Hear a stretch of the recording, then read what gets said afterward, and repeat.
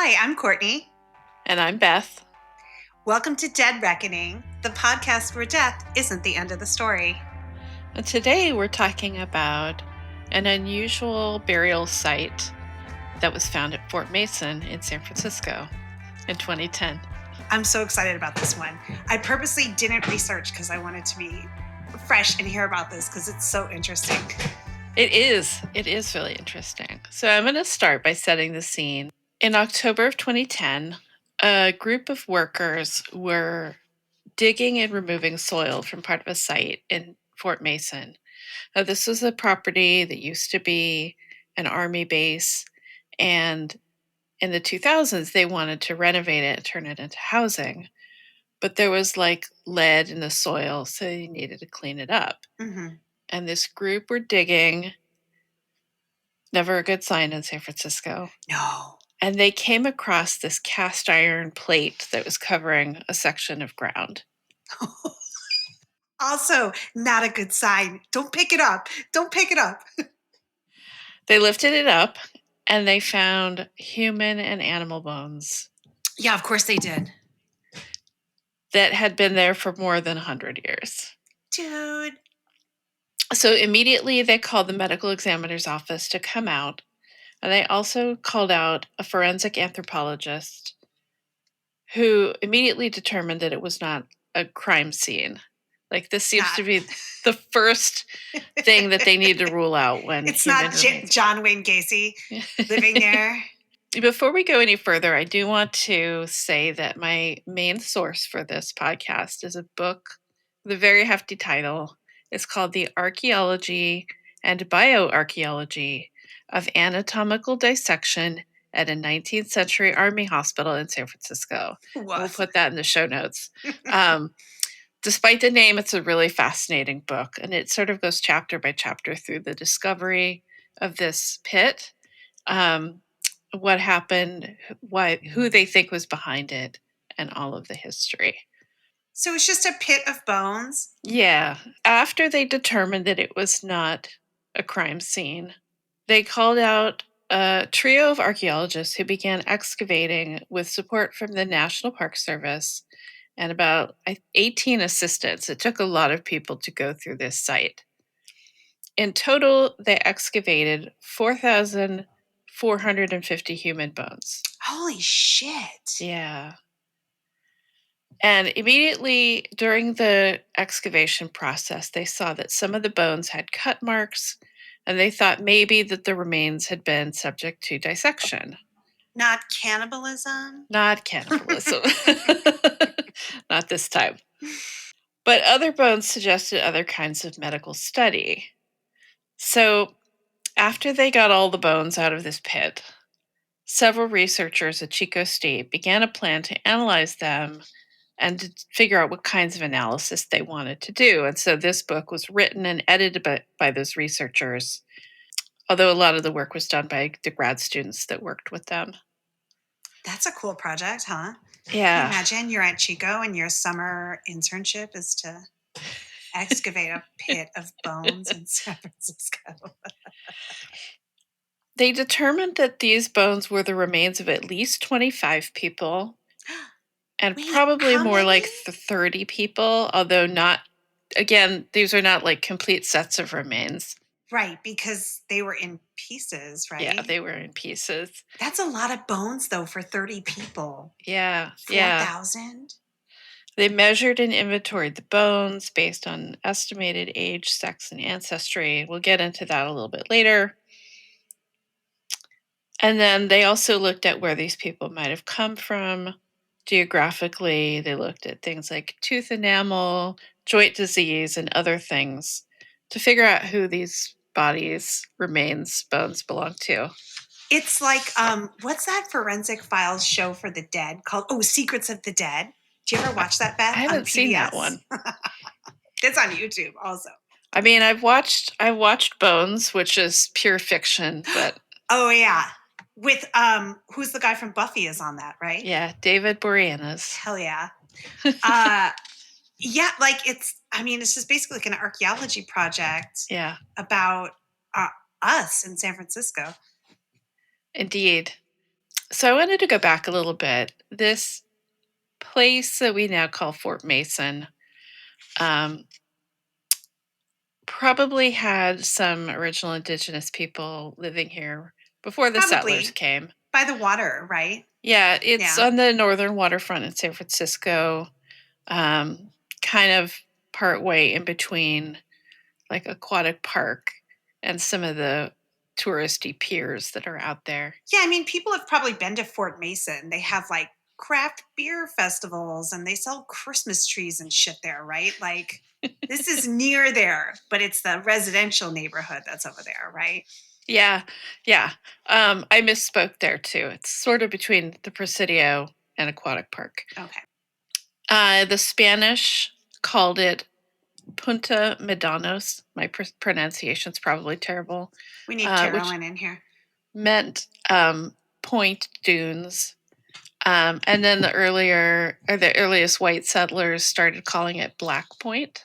Yes, that's the name I know Yeah. because Senator Broderick um, died over there and is rumored to haunt the area. So, sorry, that's a side quest. I shouldn't be getting into that now, but they used to call it Black Point, right? You can't talk about the dead in San Francisco without talking about Broderick, though. Yeah, that's a big one, Yeah. but that's not for today, you guys. It's not him. Spoiler alert. It's not him in the pit.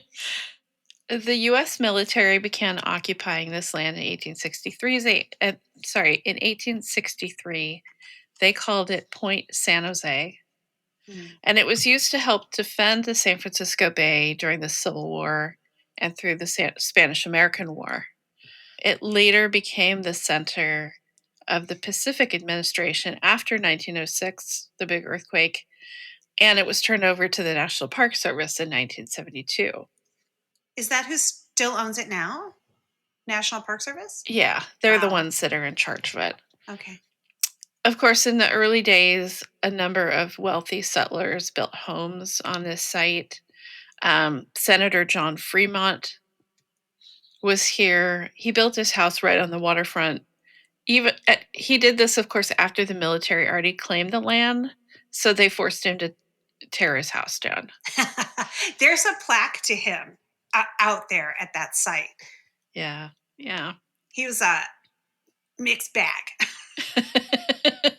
Near the military site was a number of early industry in San Francisco. There was a woolen mill called the Pioneer Woolen Factory, and there was a water pumping station that helped pump water to put out fires in Russian Hill after the 1906 earthquake. Also, just a little bit south of this was a natural lagoon that people came and did their laundry in the water. And this is where Laguna Street gets its name, actually. Oh shit! I did not know that. Yeah, Oh, yeah. okay. It's on maps as the Washerwomen's Lagoon because Oh, after individuals started washing their clothes there, like people started up businesses washing other people's clothes and using that site.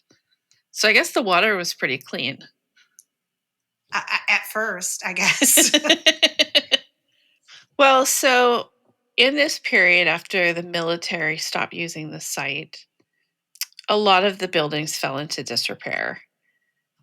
And again, once the National Park Service took over, they started thinking about different ways to use some of these buildings that were there. And there's a section that they were like, this could be good housing. The bulk of this story focuses on one building called Building 239. It's one story tall, and it's this weird, it's almost a complete square with like a courtyard inside, but part of it is open to the public. Oh. Um, in 2007, the National Park Service described it as, quote, marginally habitable to uninhabitable for a variety of reasons, including mechanical and electrical issues, hazardous materials, and raccoon infestation. So not because it was infested with spirits and ghosts No, from no, having they weren't 30 aware of fucking people buried underneath they weren't that? aware of that part of it yet. I have some questions. Yeah. So they decided to rehab the building and some of the other ones nearby. If you guys know about the youth hostel that's also on Fort Mason, this is kind of right around the corner from it. They had identified a couple of shell mounds that were created by the indigenous people of the area. So they knew that burials were nearby, but they were not really expecting to find this other site that they found. Yeah, they weren't expecting to find like a serial killer pit. They were expecting to find some Ohlone remains or Yeah. something there, Yeah. right? Kind of different. Different archaeologists required, yeah. And no way to know for sure why the soil had lead in it. But of course, if you're going to move people into a site, you need to get rid of anything that's going to make them sick. So they were um, digging out some of the soil. And it wasn't until a couple of months into the work, October of 2010, that someone lifted this cast iron panel that had been there since 1875.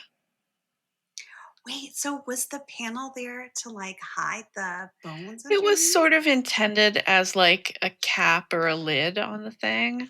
I don't think it was necessarily to hide it, but you don't want to leave an open pit of bodies, I suppose. No, you should close your pits of bodies.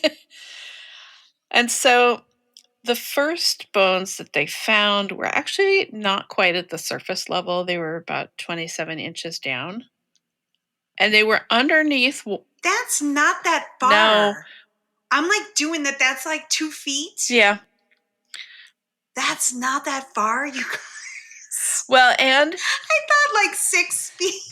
they were underneath some water and gas lines. And I don't know how those were laid without somebody noticing, but maybe there was a layer of soil in between. Girl, PG and E. Come on. They're not doing any more work than they have to. They saw that shit and they were like, put it over the top. Who cares? The first ones that they found were long bones, so like a lot of leg bones, a lot of arm bones with cut marks. And so they figured that these looked probably like amputations. Oh my Yeah. God. Can you imagine if you're like just hired out there to dig for construction and you come across like this witch pit and there's like long femurs laid across the top? Yeah. These poor I people. know. So bad for the I workers. know. Not like we would have been into it, but no, I would have run screaming. I'm totally kidding. But like those, oh, Yeah. Well, and it seems to be a fact of life for um, construction crews in San Francisco. that's true. We did talk about that last Yeah. time. That's kind of a hazard of the Yeah. trade here. Yeah. Forgotten burials, somebody finds them. But then they found a sacrum, which is part of the pelvis. And this they took as a sign of more than just amputations. No one had their pelvis amputated. We hope not. There were also some artifacts and things mixed in. We'll get to these later, but like glass, ceramic, and metal artifacts. And then on the second day of excavation, they started finding skulls. Oh, So again, not amputations. no. That's not an amputation. That's a beheading. Yeah. They also realized that this was actually two pits, the main one with human remains and the smaller one that mostly had artifacts like the glass bottles and stuff. So trash. Yeah. Like people used to bury trash. That is a thing. Yeah, and we'll get into that in a minute. I mean, at least we should be glad they put the trash in a separate pile, I guess. I mean, I know we're going to talk about it, but yeah. So again, going down, you sort of have to excavate from the top down. Deeper in the pit, they found spinal columns and some with rib cages. This is like the world's worst, like layer cake. It definitely is. Because I think the spinal column has to be the worst thing to find, no? Yeah. Yeah. Yeah. Or a skull. But like, okay, maybe you're going to talk about this, but like, why were they arranged by type? It seems like, right? Or did they just kind of settle in a pattern like that? No, it does appear that they were layered in over time Layered. because of the person who was doing this work. And we'll get to that in a minute. Okay. So eventually they got everything out. All of the human remains and all of the artifacts first went to the archaeological lab belonging to the Golden Gate National Recreation Area, which is part of the Park Service that oversees the various parks in San Francisco that are along the waterfront that are federal and not state. That's cool that they have that. I didn't know that Yeah. existed. So they were cleaned and cataloged over several months. In addition to the 4,450 human remains, there were 82 animal bones and about 1,400 artifacts of different types. The lowest deposits in the pit included partial torsos, all of which had been placed lying down, so flat, but face up. There was a skull with part of a jaw, the lower part of somebody's right arm, and then further up were a leg, vertebrae, ribs, and a pelvis with 2 lumbar vertebrae and 3 skulls. So again, just parts. Yeah.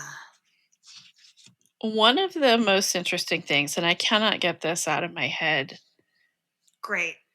What was a is it? skull that had buttons placed in the eye sockets. So in many cultures, Like Coraline? yes. In many cultures, it's common to put something over the eyes, and it's usually coins. And there's this idea that you're giving the dead the ferry across the river into the land of the underworld.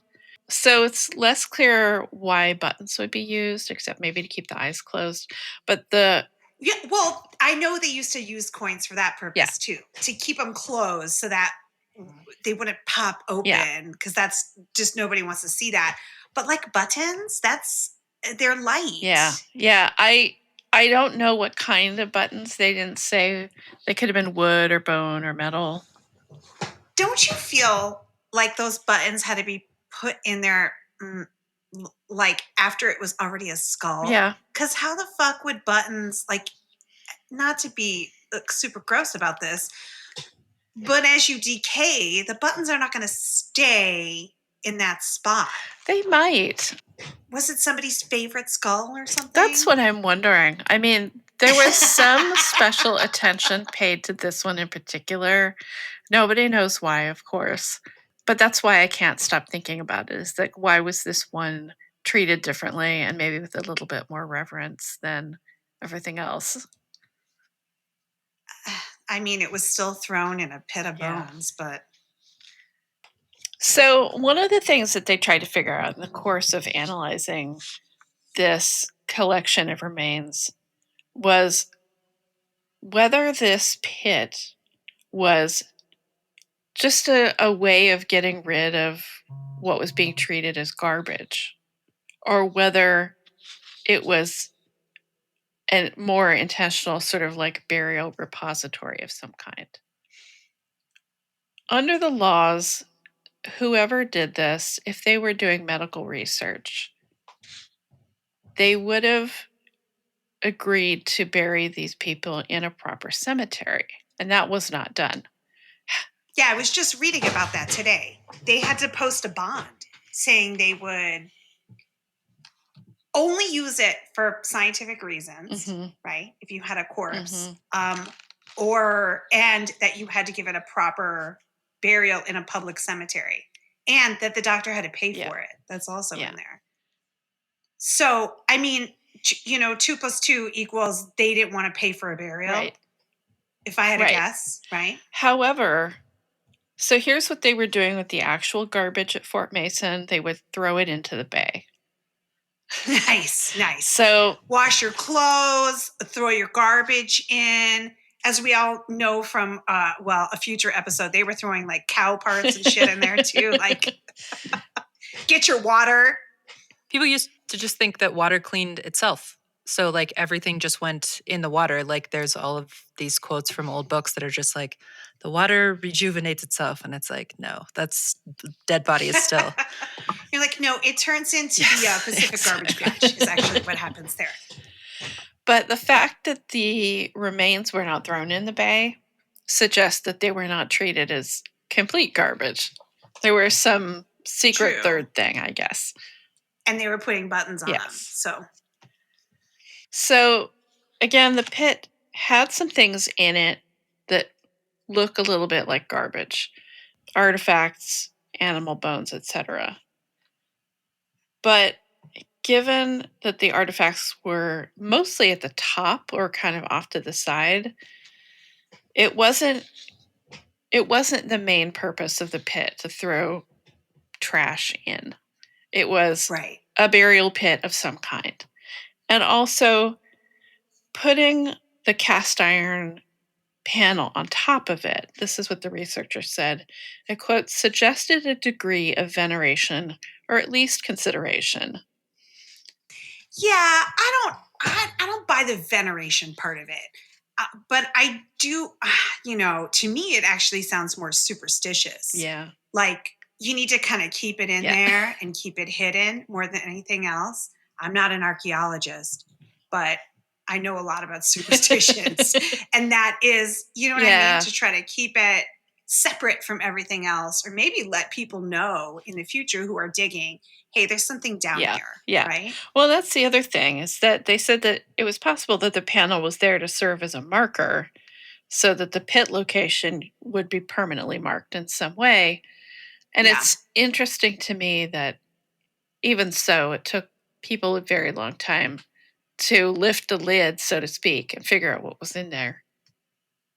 Yeah. I mean, I know they do that now. I know someone who's in commercial real estate, and she said when they find burials, usually around here, it's indigenous people from a long time ago. They pour, after they decide if they're going to leave the remains are there, I think that's left to descendant communities, but they pour a concrete slab over Right. it and they paint it red. Correct. And that's kind of known among builders and things that if you encounter that, that means there's remains down there. Yeah. So once they excavated all the bones out, they started to wonder who was responsible for this. They knew that the pit was next to what served as the hospital for the Point San Jose military post. Yeah. And at the same time, as researchers looked at the bones, they didn't look like the bones of soldiers. So it wasn't people like living and working at the site. Yeah, I mean, you said there was a pelvis in there. Oh, I guess men have pelvises too. Today's Science Friday is brought to you by. I don't know why I immediately thought, you know why. Like every time I go to the gynecologist, she's got like a fake bone pelvis on her desk, right? That's what I was thinking about. Yes. Sorry, Beth, go on. Why were they not the bones of soldiers? Besides the fact that they actually had pelvises. We'll have to get back to that question. But in the short term, I mean, it's sort of like figuring out a suspect. They looked at the surgeons that had worked at this hospital, and there were 46 of them. Oh, that's kind of a Yeah. lot. So they had to narrow it down. The longest serving surgeon was a man named Edwin Bentley. He was there from August of 1869 to January of 1875.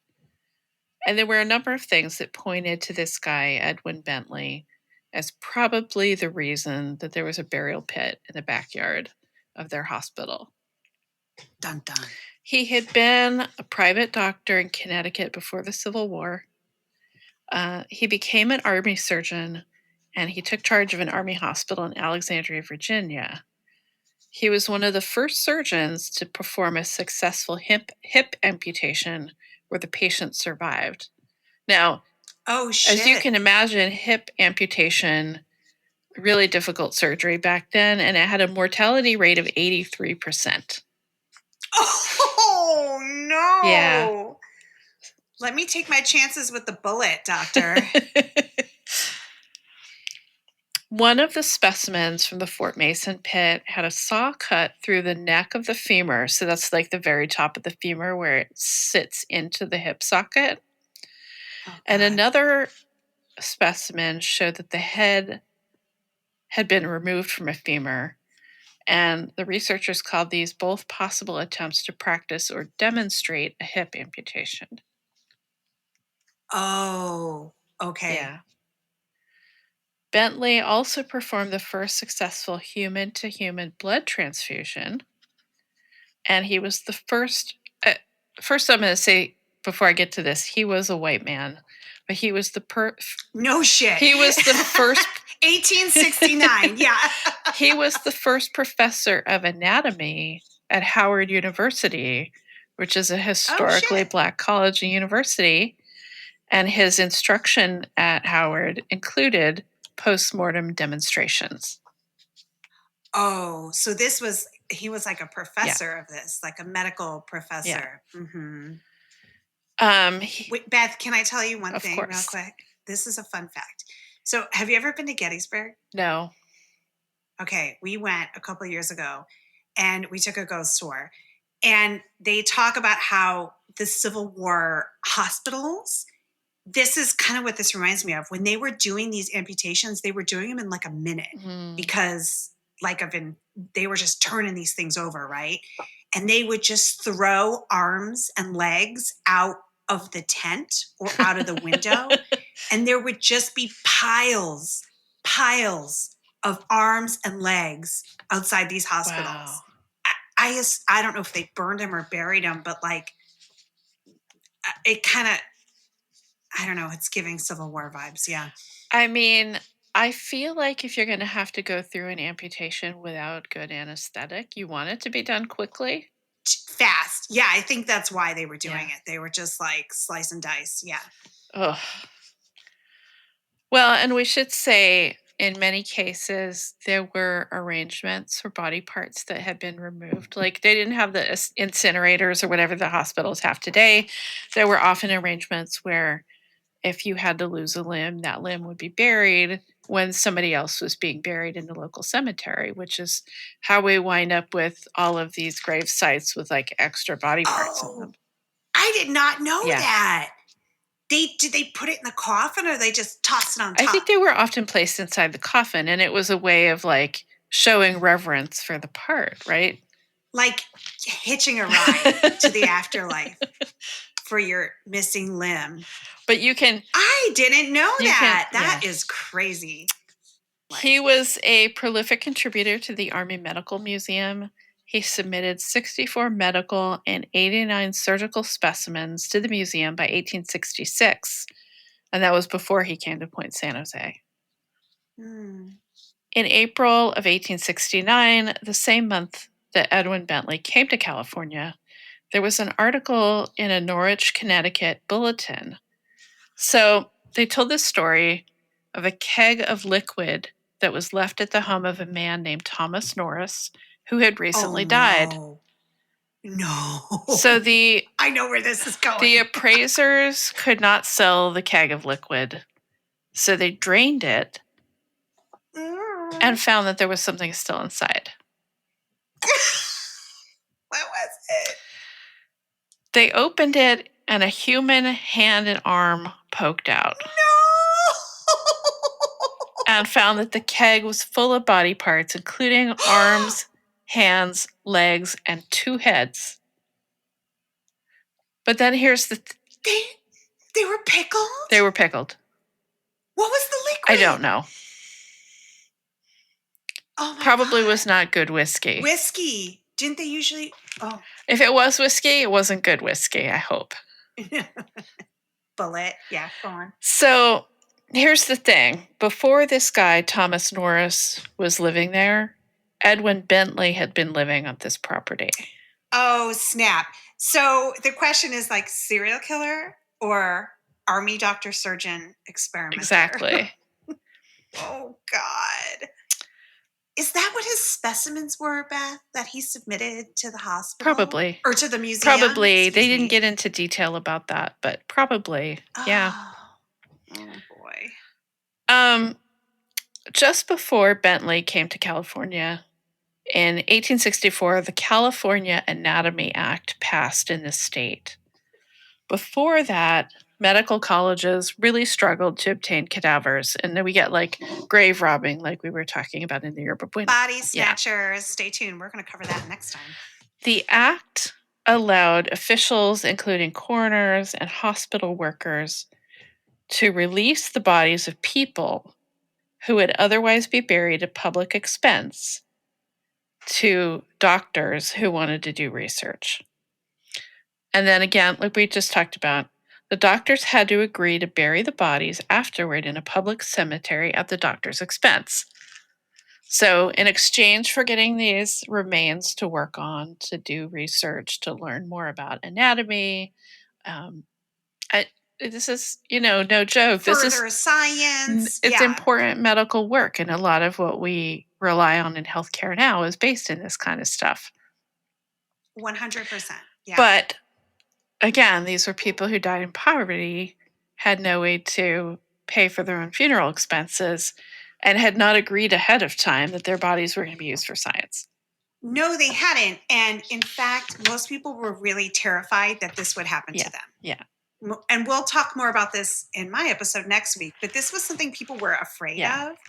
They didn't want to be cut up and dissected for many reasons. I mean, I think a lot of us probably still have that, it doesn't sound appealing, especially when you realize that the doctors aren't actually giving them the Christian burial that they're supposed to do. They're dumping them in like a weird fucking layered pit in the yard, right? So after Bentley came to San Francisco, was working at Fort Mason, he was also hired to be the pathologist for the county and city and county hospital. So this gave him access to the bodies of people who were the most likely to be unable to pay for their own burials. Yeah, dude, he was stealing bodies. I mean, stealing, I don't know, whatever. He was taking them from the hospital. He was within his rights under the law, but it did give him very easy access to cadavers that he could learn from. So one other reason that they think it was probably Bentley, after he left San Francisco in 1875, he went to work in Little Rock, and he was later court-martialed after a hospital steward who worked in the same facility as him reported that he was getting bodies from the city hospital in Little Rock, storing them in a building by the Army hospital, and then when he was done with them, he was burying them in the garden. Yeah, I mean, this is a pattern of behavior. Exactly. So it sounds like, Beth, this is like his MO, huh? The Chico researchers in the book said they figured it was Edwin Bentley because, quote, he exhibited a proclivity for holding dissection clinics on human cadavers at his military post and collecting and disposing body parts in dubious locations. He was a top-class surgeon and anatomist who experimented with procedures not in regular practice at the time. So he's doing extra homework. Yeah. His hobby is experimenting on dead bodies. Yes.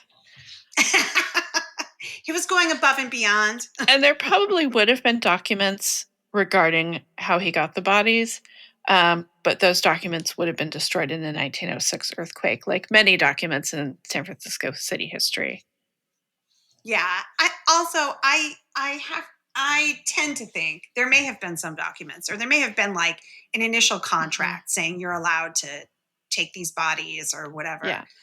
But I think also really this was just kind of like and from everything I've learned, there was a lot of like body grifting going on at this time, right? So even, the body snatchers, the whatever, people were selling bodies on the side. If someone died and they were poor in your house, you could, it just was kind of a free-for-all back then. Yeah. Well, and on top of that, I've found in other research that sometimes the military documentation is there, but people forget that it's there, or they'll Oh, say interesting. something was removed when it wasn't removed. Like the paper trail just kind of gets confused and lost over time. Yeah, I mean, I know from my research too, one of the suggested sources for cadavers for surgeons to dissect and learn anatomy from were soldiers. Mm, So soldiers is you kind of like a quasi owned by the state, yeah. like a prisoner or like someone in a workhouse or an orphan or something like that. So Great. yeah, it's nice, huh? And this just on this the week of Memorial Day. Go on. Let's turn now to the analysis of some of the bones that were found in this place. The researchers immediately noticed what they called lots of post mortem modifications. So, things that happened to the bones after they died. The cut marks and stuff. Yeah. Is So, that they said yeah? they saw saw marks and incision marks, lots of cut marks to sternum, suggesting opening the chest to expose the internal organs, cut marks on the jaw to potentially expose structures of the skull, saw marks on leg bones, more so than arm bones, which may be consistent with him trying to practice his amputations. His amputation. Yeah. And then plenty of evidence that he was doing autopsies on at least some of the bodies, probably again as Oh, practice or to maybe to. yeah, because that's a different thing. An autopsy Yeah. would be something to determine the cause of Yeah. death, right? It's not the same as a dissection. Right, and I have to imagine at this time, if somebody died in the city and county hospital, if it wasn't obvious how they died, you might, as a researcher, want to do an autopsy to see if you could figure it out. Yeah, and I mean it's also practice, Mhm. right? I mean they need to practice autopsies just like they have to practice amputations and everything else. Right, and again, it was likely that he was probably teaching other people while he was doing this work. Yeah. So, one of the things they did is that they compared this site to other burial pits because this is by no means the only one that has been found around the country over time. Nice. Other burial pits. One of the ones that they compared it to was City Cemetery, which we haven't talked about in detail, but this is a site of a lot of indigent burials in San Francisco, where the Lincoln Park and the Legion of Honor is now. This was a place where body parts having been removed or parts of bodies having been subject to medical experience were buried with complete bodies. Oh, interesting. Well, so maybe those are the ones that were buried Yes, properly, exactly. right? That's Yeah. where these Fort Mason burials should have been put. Should have gone. Yeah. Yeah. And so in City Cemetery, they had embalmed bodies, which was still not common practice in the 1860s and 70s quite yet. Yeah, maybe they were practicing on them. They found body parts. They found a jar of human eyes. What? Another thing that I can't stop thinking about. Oh, when you said a jar of human, I thought you were going to say hands or something. It's just bad enough. Fucking eyes. Can you? This is the 8th fucking time I've said this on this episode. Can you imagine being the person who dug up the jar of eyes? Well, and in that Question mark. that case, it was probably someone who was trying to do work on the Legion of Honor in the 1990s because they did their expansion. So like a contractor, like a guy, just a guy, not an archaeologist. Oh my goodness. So if we have these two places in San Francisco, one where medical remains are being disposed of legally and properly, and one where they are not, it raises a question: One like, where there's a jar of why? eyes. Why did he not? Which was it too expensive? Was it too much work? Like it was a couple of miles away at a time when there was not good transport through the sand dunes across the city. And there is the question whether he was, even as an army surgeon, whether he was legally allowed to do the autopsies and practice amputations. Nobody knows. I mean, my theory is just that it was too much money, Mhm. or it was too. I mean, maybe I have immersed myself too much in the attitudes of the people at the time who were deciding whose bodies will be sent to be dissected and used to further medical knowledge. And I'll tell you right now, it wasn't the mayor, it wasn't the socialites, right? It's the poor people. And the attitude towards those people is that because they were a public charge, it was a moral failing on their part. Poverty was essentially a crime. And they had to repay their debt to society by sacrificing their remains after their death. And so the attitude towards these bodies was probably not he probably was not treating these bodies the same way he would have treated people he knew or people he worked with, or even soldiers in his regiment or whatever. These are disposable people. Right. Not to get too grim about it, but No, I agree with you know. you. And then on top of that, a lot of cases they weren't even complete humans at that point. They were just parts. Right?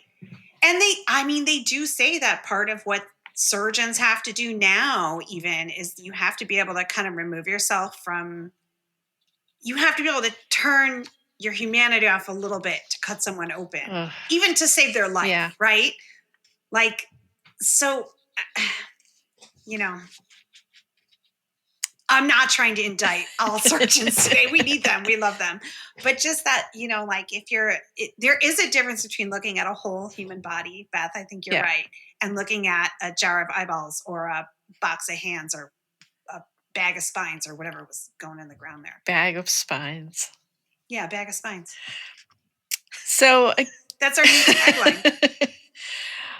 Again, these remains probably belong to 25 or 30 people. Could have been as many as 40, but it's really hard to tell because some of them are like small parts versus. And I imagine the bones might have been broken and stuff too, right? After being in the ground. Yeah. I mean, gravity does its work. Yeah. So the researchers determined that about 16 of these were adults. There were just a couple of adolescents. Of the adults, there were 6 male, 6 female, and 6 indeterminate. And I think that might have 6 pelvises. It might have something to do with the fact that people of different races have different bone structures, and it can be a little more difficult to determine based on the measurements that they get for white people. 3 of the sets of remains belong to fetuses. So possibly women who died in pregnancy. Yeah. But there were no children. Well, that's good. No. Maybe even those people had a limit. The body snatchers and the, Could be. So none of them were classified as being between birth age and age of 7. Okay. And all of the adults were somewhere in middle age, so 30 to 50. Mm-hmm. They looked at the craniums that they had, not very many craniums, but they looked to determine ancestry. About 7 were complete enough to do this. Most were non-white. Oh, interesting. Yeah. And could they determine, can they determine those things, or is that like skull measuring shit? Like, I don't know the answer to that question. Oh, okay. Yeah, I don't. Well, what did they say? I'm not sure if they actually got into how they determined that. But they also said that these were people who would have faced significant disadvantages in historical California, potentially including Japanese, Vietnamese, Latinx, Guatemalan, and Native American. For sure, right? It's always the most structurally disadvantaged that end up in the clutches this way, right? Mm-hmm. And we'll see how that works out in the UK and here in the United States too next week. But about 20% of the people had some kind of health or medical issue with their bones, which gets back to this disadvantage thing. Oh, was it like arthritis or something they could tell on the Yeah, bones? some of them had bone loss or Probably from malnutrition, possibly. right? Some had additional bone formation.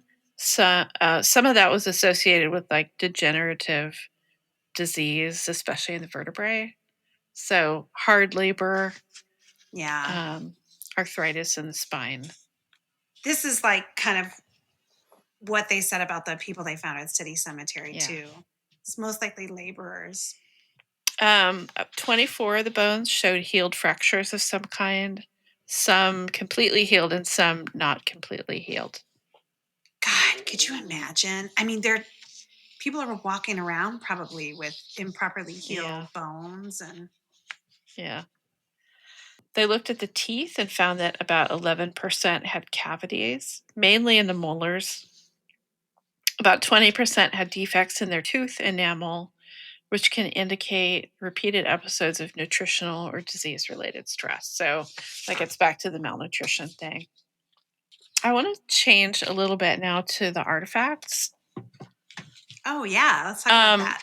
Which are also really interesting. And it's not clear why they were thrown in the same pit, but Do you think they were like the belongings of the people or no, and here's why. Most of the bottles were glass bottles that were medicinal or pharmaceutical bottles from the Civil War era. So they were probably being Oh, used in the hospital. There were some ceramic plates. There was a metal flask. There were some wine bottles and bottles of what they call tiger whiskey, which is a Chinese medicine, but also drunk recreationally. It's a yeah, it was used to preserve jars of eyeballs. distilled from rice or sorghum, and it was usually 40 to 60% alcohol. Woof. There was a bottle from hair oil, tobacco pipe, flower pots, and scissors. And my favorite was the Lee and Perrins Worcestershire sauce bottle. Oh no shit. Just one. I have that in my refrigerator right now. Right. So, and then they determined that most of the animal bones in this grave were leftover food. Yeah, I was gonna Yeah. say like chicken and pork and The stuff. dining Yeah. hall was not that far away from the cemetery, or from the dining hall was not that far away from the hospital. Which also had a cemetery, Beth. You spoke properly the first time. You were right. And there were cut marks again on some of the animal bones. And so from this, they were trying to figure out, like, what were they eating at Fort Mason or Point San Jose at the time that this pit was being used. So some of them were from birds, like chickens and ducks, but most were from mammals, cows, pigs. Others that they couldn't figure out was sheep or goat because I guess their bone structures like are really lamb. similar. Yeah. And one was probably from a domestic dog. I'm assuming they didn't eat the dog. I'm just assuming this was a pet. It was a pet, probably. Yeah. So, an animal kept there to do guard duty and catch rats or something like that. So, from this, we can figure out that the officers at Point San Jose were eating some expensive cuts of beef, but also cheaper cuts like chuck or neck, which would have been used for soup. They have some cuts that indicate ham bones and shoulder. Actually, there were some jackrabbit bones in here too. I mean, people eat rabbit, right? At the time, not me. Some people do. At the time, jackrabbit meat was being sold in the markets for food, and it was used in various dishes. But people were not eating a lot of wild chicken or duck, which feels like weird to us because all we eat is chicken, it feels like. Yeah. So this book comes with a conclusion that I want to read a little bit from, written by one of the researchers named Sarah Hall. And I'm sorry, I didn't find out more about who Sarah Hall is, but She does some analysis of the pit that I think is worth looking at. She points out that because of the cultural values around death, particularly in the 19th century, it was hard to find people who were willing to donate their bodies to science, which helps set up this situation that we're describing here. Medical students and surgeons had few legal ways of obtaining cadavers and acquired them however they could, again, often from marginalized populations. A popular source, unfortunately, was executed criminals. So, Yes. um, In England too. yeah. Those were the kind of the first people.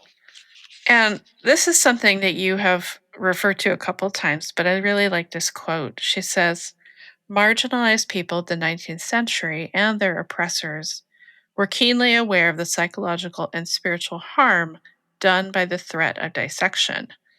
Dissection of bodies from public institutions was considered a kind of punishment for indigence and even referred to in anatomy laws as a deterrent against poverty. So, this idea that, oh, don't wind up poor or they'll dissect you after you're dead. It's really upsetting when you research this because it did start off as a punishment, right?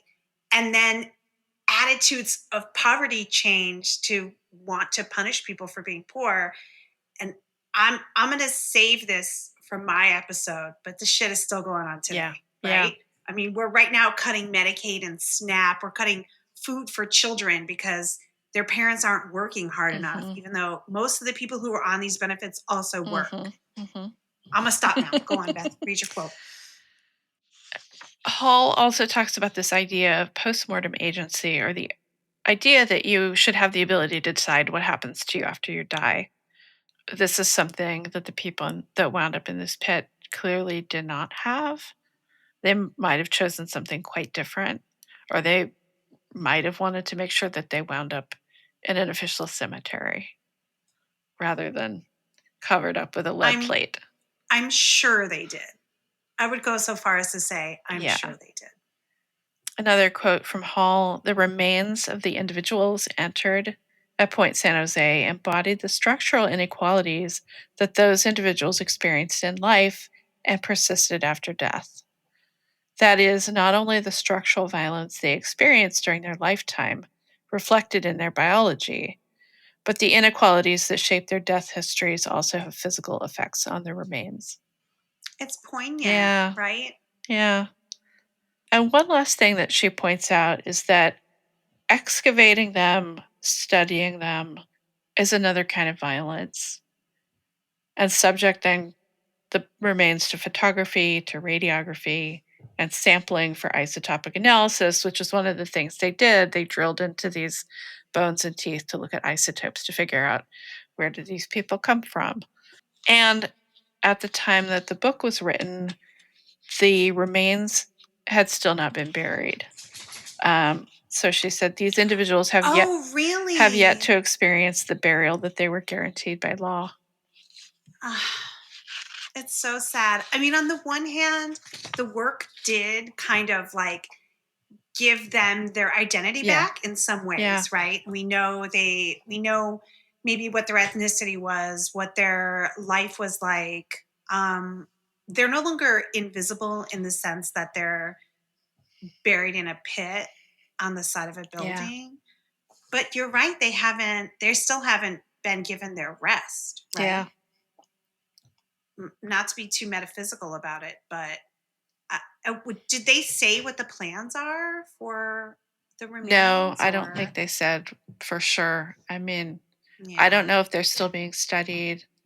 I think once they get into the museums and the universities too, it becomes very difficult for them to divest from them. Like, even I feel like even if there is some will at the institution to get rid of them, it seems like they get kind of locked in there.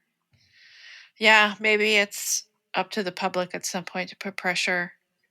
A lot of the indigenous tribes have put pressure on institutions to reclaim remains. Maybe it's up to the people of San Francisco to demand the release of these and have them buried somewhere where they can be at rest. Yeah. That was so interesting. Thank you so much for telling me about that, because I have the book, as you know. I only read one chapter of it, the part that I was preparing for. So it was so interesting to hear you tell It's about it. actually a really good book, especially for an academic book. And there's a lot of pictures and a lot more detailed research into the different aspects that they looked at. Yeah, and we'll put a link in the show notes to the books if you guys want to find it. Check it out. Thanks to everyone for listening. Thanks to Courtney for the lovely conversation as always. And we hope you'll check us out next time. See you next time. Bye, guys. Dead Reckoning, the podcast where death isn't the end of the story. Hosted by Courtney Minnick and Beth Weingardner, produced by Carolyn Kissick and Here Lies a Story, with art design by Dante Silliman. Our music is Act Calm by OTE.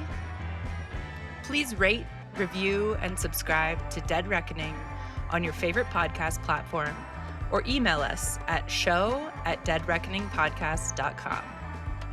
You can follow Courtney at Here Lies a Story on Instagram and at Courtney Minnick on Blue Sky, and see more of her work at herelisastory.com. You can follow Beth at Beth Weingardner on Instagram, Blue Sky, and Mastodon, and see more of her work at bethweingardner.com.